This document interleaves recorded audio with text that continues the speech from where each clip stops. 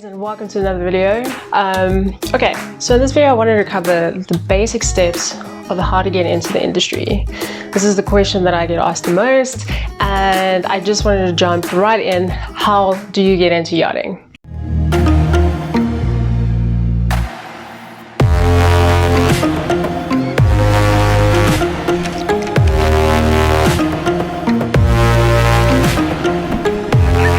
Okay, so first off, the main process is the same for everyone. The only way that it's going to be different is if you, depending on the department that you want to go in, you would have to do a few specialized courses in order to get into that specific department. So let's break it down. There are four main departments. You have interior, deck, engineering, and galley. If you're looking for interior roles, you would be looking for roles as a steward or a stewardess. Now this role involves so much more than just service. This involves being able to do laundry, housekeeping, detailing, basically being a butler on board. In this department, you would be able to work yourself up to being a chief steward or stewardess, or even up to a purser. Next up is the deck department. If you want to join this department, you would be looking for roles labeled as being a deckhand. Now, some of the roles involved in this is general maintenance and upkeep of the exterior of the vessel. You'd be doing washdowns, you would be taking care of all the water toys, sometimes going out and doing water sports or just monitoring water sports for the guests, being quite involved in all the outdoor activities.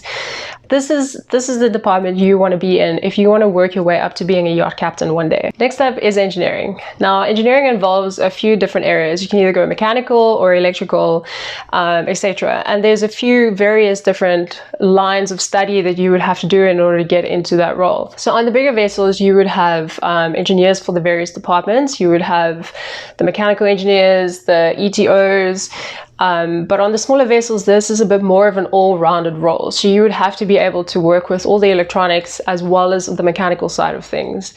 As an engineer, your role will involve a lot of maintenance and repairs of the vessel itself, a lot of the systems on board, as well as all of the waterways. Next up is the galley. So if you want to be a chef or you are already a chef, then this is your area. Now, depending on the size of the vessel, you would have a chef that caters to just cooking for the guests, and then you would have a chef or a cook that would cater just to the nutrition of the crew. And it really varies on the size of the vessel as to how many chefs there are on board. Okay, so once you've decided which department you want to be in, your next step is to go and get qualified. Now, there are two certifications that you need before you will even be considered for a job. The first one is your STCW. Now, your STCW is basically your basic safety training, which includes things like first aid, fire safety and prevention, and a whole bunch of other stuff.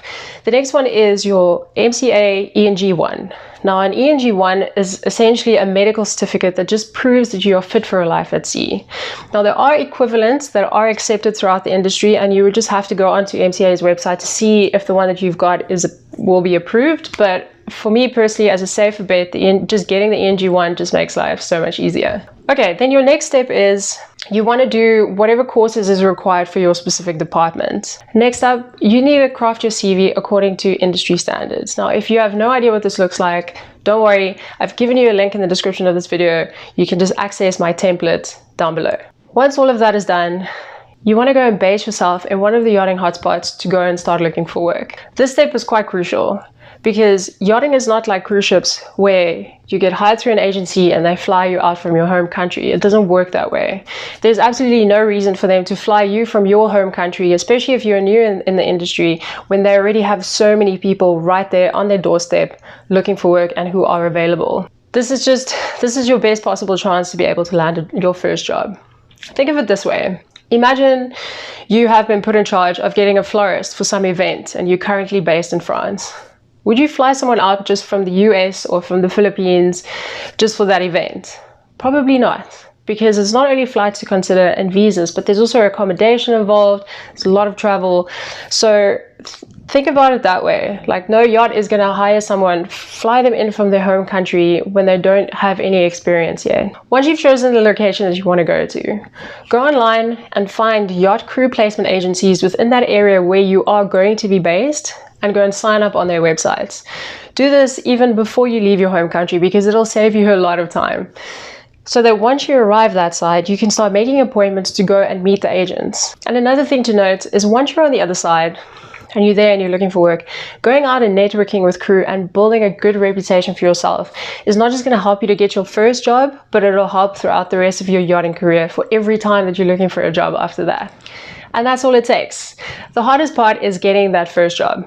But once you've got that first job, finding a job after that will be very easy, depending on whether or not you've nurtured a good reputation, of course, because the industry is so much smaller than you think it is. So that's it for this video. If you have information on all the specific courses required for each department, you can either go and research it online, or you can sign up to my masterclass, because I dive really deep into this, as well as all the other essentials, tips and tricks that you need to know in order to better your chances of getting into the industry. If you'd like more info on that, just read the description below and drop me an email and I'll be in touch. All right, that's it. See you next time.